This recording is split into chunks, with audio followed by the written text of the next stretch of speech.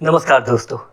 क्या आपने कभी सोचा है कि जिस बिहार को गरीब राज्य कहकर हमेशा हाशिए पर रखा गया, वही आज देश की राजनीति का किंग मेकर आखिर कैसे बन गया? जिस राज्य में विकास के लिए धन की कमी रहती है, वहाँ चुनावी समय में अरबों रुपए कैसे आ जाता है? अगर आप समझना चाहते हैं कि आने वाले 2025 के विधानसभा चुनावों में दिल्ली से पटना तक सत्ता का जाल कौन बिछा रहा है, तो इस वीडियो में बने रहिए, क्योंकि ये चुनाव नहीं, बिहार के भविष्य का फैसला है। दोस्तों, दरअसल बिहार एक ऐसा राज्य है जिसकी राजनीति ने प्रधानमंत्री दिए, राष्ट्रपति दिए और सामाजिक न्याय के आंदोलनों का नेतृत्व किया। यहाँ की मिट्टी में राजनीति इस तरह रची बसी है कि हर नेता मुख्यमंत्री बनने का सपना देखता है और हर मुख्यमंत्री दिल्ली का ताज पहनने की ख्वाहिश रखता है। पिछले 2 दशकों में बिहार की राजनीति सिर्फ 2 नामों के इर्द गिर्द घूमती रही, लालू यादव और नीतीश कुमार। लेकिन आज का परिदृश्य बदल चुका है। नई पीढ़ी के नेता, सामाजिक समीकरणों का नया गणित और दिल्ली से चलने वाली सत्ता की चाल ने बिहार की राजनीति को एक नया मोड़ दे दिया है। 24 अप्रैल को पंचायती राज दिवस पर प्रधानमंत्री नरेंद्र मोदी का मधुबनी आगमन सिर्फ एक रस्म अदायगी नहीं है, ये बिहार में भाजपा की चुनावी बिसात की आधिकारिक शुरुआत है। मधुबनी मिथिला क्षेत्र का प्रवेश द्वार, जहां से उत्तर बिहार में भाजपा अपना परचम लहराना चाहती है। इस कार्यक्रम की पूरी जिम्मेदारी जेडीयू नेता और केंद्रीय मंत्री लल्लन सिंह के कंधों पर है।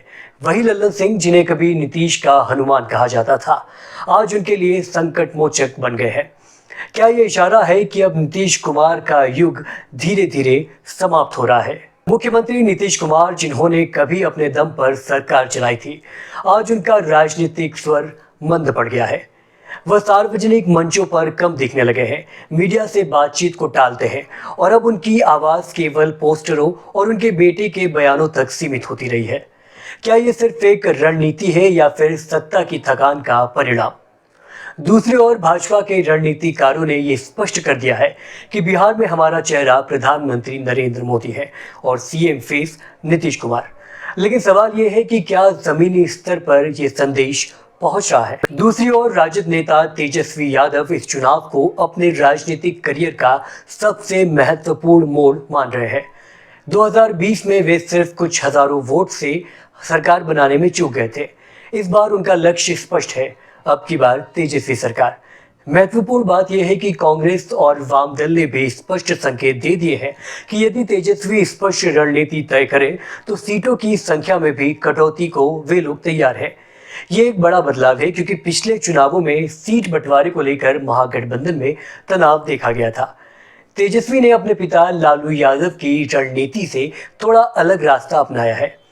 जहां लालू यादव मुस्लिम यादव समीकरण पर ज्यादा निर्भर रहे, वहीं तेजस्वी A to Z तक सभी वर्गों को साधने की रणनीति अपना रहे हैं। उनका नौकरी देकर रहेंगे का नारा युवाओं के बीच लोकप्रिय रहा है। बिहार की राजनीति में छत्रप यानी छोटे छोटे क्षेत्रीय नेता, जो अपने समुदाय के वोट बैंक के मालिक माने जाते हैं, उनकी भूमिका कभी भी नजरअंदाज नहीं की जा सकती। चाहे वह विकासशील इंसान पार्टी के मुकेश सहनी हो, लोक जनशक्ति पार्टी रामविलास के चिराग पासवान हो, हिंदुस्तानी आवाम मोर्चा के जीतन राम मांझी हो, राष्ट्रीय लोक जनशक्ति पार्टी के पशुपति पारस हो या राष्ट्रीय लोक समता पार्टी के उपेंद्र कुशवाहा, ये सभी अपनी अपनी राजनीतिक जमीन को बचाने और बढ़ाने के लिए सजग हैं। प्रमुख मुकेश सहनी ने तो हाल ही में कहा है कि वे अगली सरकार में उप मुख्यमंत्री बनना चाहते हैं। एक ऐसा नेता जिसकी पार्टी को पिछले विधानसभा चुनाव में एक भी सीट नहीं मिली, उसकी इतनी बड़ी मांग क्यों? इसका जवाब है अति पिछड़ा वर्ग का वोट बैंक। बिहार में अति पिछड़ा वर्ग करीब 30% आबादी है और इस वर्ग का समर्थन जिस भी गठबंधन को मिलता है, उसकी जीत सुनिश्चित मानी जाती है। मुकेश सहनी इसी वर्ग से आते हैं और इसी के दम पर अपनी राजनीतिक दावेदारी पेश करते हैं। तेजस्वी यादव भी इस बात से भली भांति समझते हैं और वाकिफ भी हैं, इसलिए वे मुकेश सहनी को अपने पाले में लाने की कोशिश कर रहे हैं।